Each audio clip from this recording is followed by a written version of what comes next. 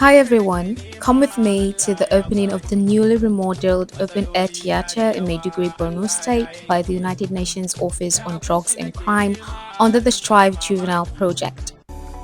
So this is the beautiful entrance. As you can see, people are going in. Yeah, registration is still ongoing, trying to go in.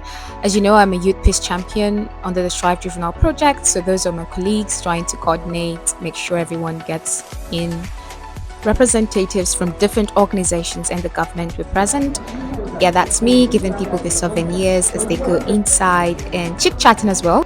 And that is Mr. Abba Ali Rima Mustafa, the National Project Coordinator for the Strive Juvenile Project, together with Mr. Alessandro, who have been the engine room behind this, together with the Council of Arts and Culture. Yeah, that's me. Look at this beautiful and fascinating paintings of the Borno State Shehud's Palace, and that is the show of Borno on the horse. This is so beautiful. Those are people registering, trying to come in. Now, this is the most fascinating part, how this place has been revamped and brought back to life, because if you had come maybe years ago, you would have seen how this place is now looking so different and beautiful. And yeah, people showed up and the place was filled up with beautiful people. And Borno State has had its own share of insurgency, and now we're telling our stories by ourselves. We're changing the narrative, and this project in particular was championed by a young person, and it's incredible. And that is the director for the Yobe State's Council for Arts and Culture commending the project. And let the show begin. The rhythm, the steps, everything was well practiced, rehearsed, telling stories in each movement. It's so incredible. Yeah, and that's me enjoying the performance.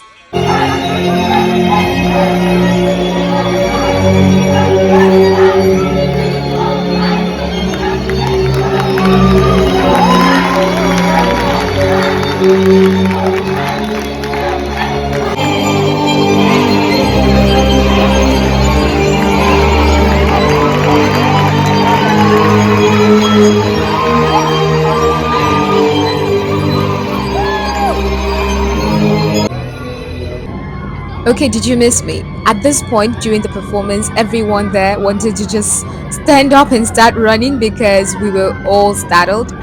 Yeah, this is just telling the story of how the insurgents came one day and everything changed since then. The only thing left is silence and fear.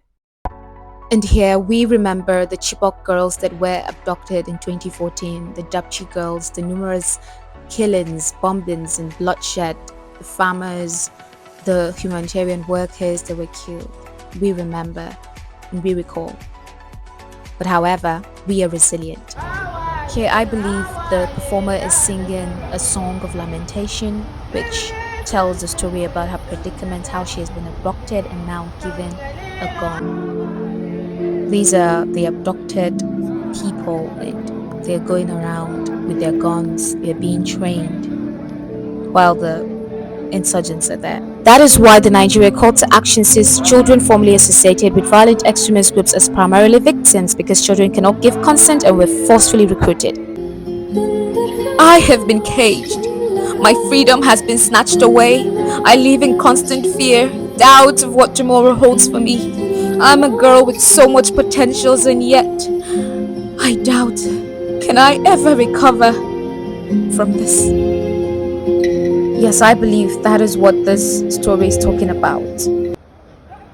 Gani nan dai, shaye-shayen miyagun kwayoyi ya sa ni na haukace.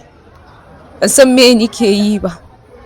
Ni dai in ban sha ba, in ban kashe mutum ba, bana jin daɗi. That is the effect of drug abuse these young people are exposed to. The sound of empty plates and fights over a single meal. The disadvantage of a single story is that whenever you go somewhere and you tell people you're from Borno State, they'll be like, how do you know how to speak English? How do you live in such a chaotic environment? But this is to tell you that we are telling our stories by ourselves now, and we are changing the narrative. Borno is indeed the home of peace. This is the national coordinator of the project talking about the significance of this initiative and the role the Council for Arts and Culture in Borno, Adamawa and Yobe needs to play. Yeah, and that's me. Fit check. Pictures. Thank you for watching. Bye.